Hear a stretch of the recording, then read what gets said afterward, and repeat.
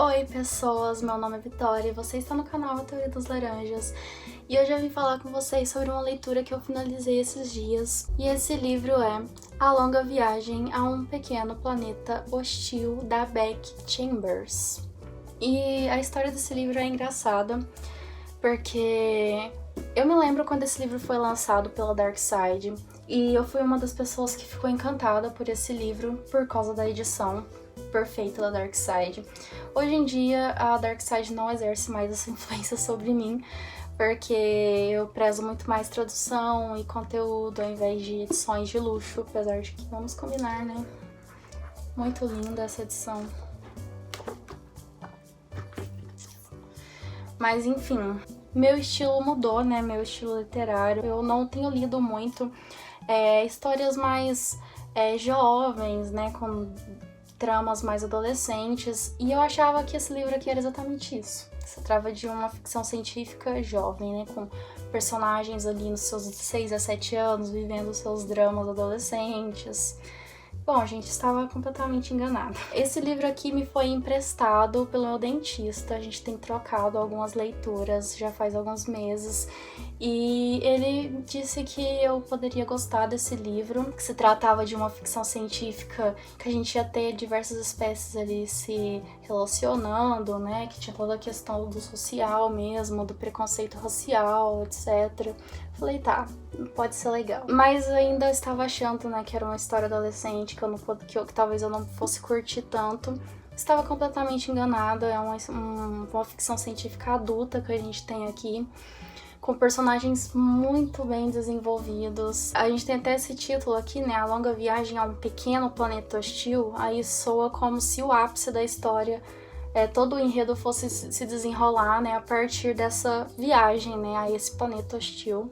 E na verdade não tem tanta relevância assim essa viagem, é muito mais uma análise de personagens, né, como que esses personagens de espécies diferentes vão se relacionar e como que eles são complexos e têm suas particularidades que torna eles únicos mesmo. Incrível, assim, gente. É tipo assim, uma das melhores histórias de ficção científica que eu já li na vida, gente. A mulher é, tipo assim, fantástica, ela é uma gênia. Como eu disse, né, a gente não vai ter aqui um personagem principal, a gente vai acompanhar diversos personagens, né, a autora vai traçando seus personagens, apresentando eles pra gente, e a gente vai conhecendo, né, as particularidades deles. E primeiramente a gente tem a Rosemary, né, que é uma mulher jovem, acho que ela tá, sei lá, com uns 23, 24 anos. Ela decide aceitar um emprego em uma nave, né, que se chama Andarilha. E a partir do momento que ela chega nessa nave, a gente começa a acompanhar os outros personagens. Aí que já começou, assim, no início, eu já pensei, gente, vai ser um clichê daqueles, né? A gente tem uma mocinha, uma personagem principal, e ali logo no segundo capítulo a gente é apresentado a um personagem masculino, que é o capitão ali daquela nave. Eu pensei, ixi, vai ser um casal daqueles bem clichês, né?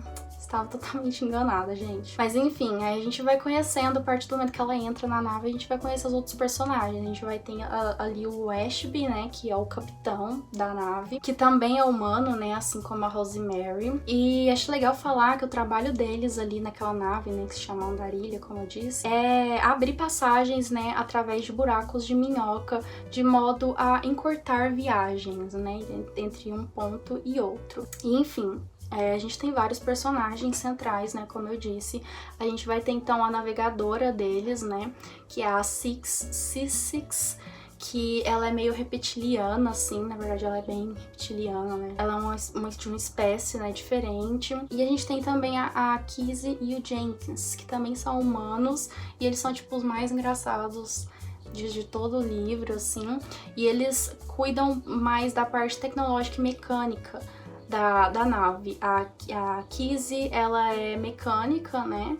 Então ela cuida ali toda a parte física da nave. E o Jenks, ele mexe com computação ali, com a parte mais tecnológica. E a gente tem também o Corbin, e ele é o personagem menos carismático, apesar de que ele vai ser um pouco mais trabalhado, mais pro meio ali da história, mas ele serve quase como um antagonista. Eu achei que ele seria um antagonista, mas ele não chega a tanto, assim. mas não é tão explorado quanto os outros. Ele tá sempre ali no canto dele, mais discreto e meio rabugento às vezes. E o Corbin, ele também é humano. E aí a gente vai ter o Dr. Chef, né, que ele é o chefe de cozinha e o doutor da nave. E ele é o personagem mais fofo de todos. Por causa das relações que ele cria ali com as outras personagens, os conselhos que ele dá e todo o passado dele, né, da espécie dele, que tá praticamente em extinção. E ele é um personagem, né, de uma espécie muito diferente, assim. Uma das particularidades da espécie do Dr. Chef é que eles mudam de gênero no decorrer da vida, né? Eles nascem fêmeas e posteriormente eles se tornam machos. E aí a gente tem o Ohan, que é o personagem mais complexo, na minha opinião, porque ele vem de uma espécie que eles estão aptos, né, a receber uma espécie de vírus, eu entendi meio que como um vírus, que dá mais sensibilidade para eles, se tornam mais sensitivos a partir do momento que eles recebem esse vírus, né? Ele chama de sussurro. E esse sussurro faz com que eles tenham uma ideia muito mais ampla do universo, sobre eles mesmos, sobre as questões. Esses são, tipo, muito foda, sabe? Só que esse sussurro, ele mata também, sabe? Ele encurta em mais de 100 anos, assim, a vida deles. E pra mim foi o personagem mais complexo, assim. Enfim, como eu disse, a nave, né, o trabalho que eles desenvolvem ali naquela nave é abrir os buracos de minhoca, né, pra encurtar viagens espaciais. E o que acontece? Um dia, a CG, né, eles chamam de CG, é como se fosse o governo ali do espaço, fazem uma aliança com uma nova espécie ali, né? Não é uma nova espécie, é uma espécie antiga, mas tipo assim, é uma espécie meio hostil, que eles não conseguiram se aproximar, e um dia eles conseguem finalmente, né, começar uma aliança. E fica muito longe esse planeta, e eles precisam, né, fazer uma passagem ali para tornar mais viável essa viagem, né, entre mais ou menos ali o centro da galáxia e esse planeta. E aí acaba que eles conseguem, né, o pessoal ali da nave Andarilha consegue esse trabalho, e é uma baita oportunidade para eles, porque eles vão receber muito bem por esse emprego, né? E aí tudo começa a se desenvolver por causa disso, né? Eles indo para esse planeta, que é um planeta bem longe, então vai ser uma viagem bem longa, porque eles têm que chegar lá para depois criar o buraco de minhoca de volta pro centro da galáxia ali, né? Então é uma viagem muito longa e acontecem várias coisas, várias desventuras ali, coisas... A gente vai conhecendo melhor esses personagens e como que eles se comportam e as particularidades das espécies desses personagens a partir dessa viagem, né? Durante essa viagem. E bom, eu já expliquei pra vocês lá na resenha de A Máquina do Tempo do H.G. Wells. Se você não viu esse vídeo, corre lá pra ver porque tá bem legal. Que existe, né, um meio da gente classificar a ficção científica entre ficção científica hard e a ficção científica soft. A ficção científica hard, ela é mais focada ali nas questões científicas, enquanto a ficção científica soft é mais focada no desenvolvimento dos personagens, na questão social, cultural daqueles personagens. E aqui nesse livro a gente vai ter um pouco de tudo, né?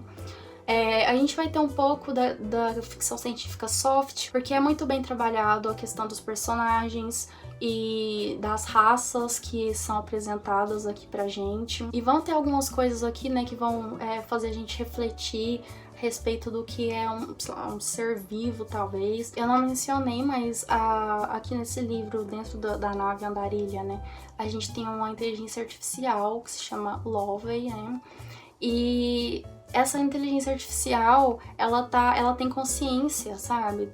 Das coisas que acontecem e dela mesma, então ela tem sentimentos. E aí a gente vai se perguntar, né, até que ponto, né, a tecnologia, essa questão da robótica mesmo, até que ponto se tratam de seres que não têm consciência de si mesmo, sabe? Como a gente deve tratar essas pessoas, né? Essas inteligências artificiais, porque elas se desenvolvem a ponto de elas se tornarem pessoas também. E aqui tem toda uma questão de que as inteligências artificiais, elas ainda não têm uma importância alguma, são escravos, sabe? como eu disse, não é só isso, né? A gente tem toda uma questão, quando a gente vai conhecer mesmo as espécies, a gente vai ver que cada uma delas tem uma questão social muito importante, mas citando só essa, a gente já vê que a gente tem aqui também bastante presente a questão da ficção científica soft. Só que, predominantemente, a gente tem a ficção científica hard, porque eu não disse pra vocês, só que a autora do livro, né, a Becky Chambers, ela é filha de pessoas muito engajadas aqui no meio, né, da ciência espacial. A mãe dela, por exemplo, é especialista em astrobiologia e o pai dela é engenheiro espacial. Então a gente vê que, tipo assim, ela sabe do que tá falando, ela pesquisou com os pais pra não falar besteira aqui no livro. Então a gente vai ter também algumas características de uma ficção científica cyberpunk. É muito difícil classificar esse livro, gente. Ele tem, tipo assim, um pouco de tudo. Tudo de bom na ficção científica, já inventado na ficção científica, tá reunido aqui nesse livro. E bom, esse livro tem uma continuação que se chama A Vida Compartilhada em uma Admirável Órbita Fechada. E o que eu sei aqui é que a gente vai ter alguns personagens que são os mesmos, só que a história não é a continuação exatamente, né? Nesse segundo livro, parece que a gente vai acompanhar mais ali a história da Lovey, né? Da inteligência artificial. Eu acho que pode ser muito legal, pode sair coisas muito legais aí. E a gente tem um terceiro livro que se chama Os Registros Estelares de uma Notável Odisseia Espacial, que vai ser lançado ainda em novembro, agora em novembro de 2020.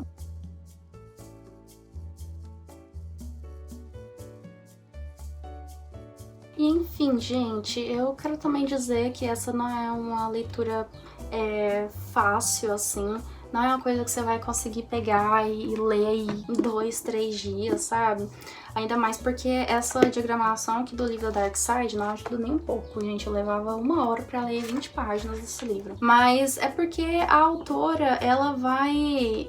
Primeiramente que ela te joga, né, nessa realidade alternativa onde o planeta Terra não é mais habitável e que a gente vive no meio de diversos outros planetas e raças, espécies diferentes. Então a gente vai conhecendo aos poucos, né, como que funciona essa realidade que ela cria pra gente. E é tudo muito complexo, ela vai descrever minuciosamente como funciona esse mundo criado por ela, né? Então não vai, tipo, com a expectativa de que você vai sentar e ler esse livro aqui, assim, rapidinho, porque não é assim.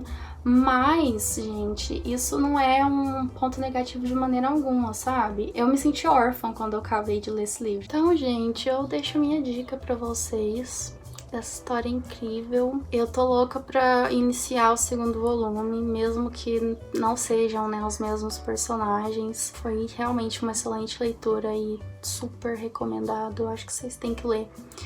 Acho que essa ficção científica tem que ser mais falada, sabe? E é isso. Se inscreva no canal se você ainda não for inscrito.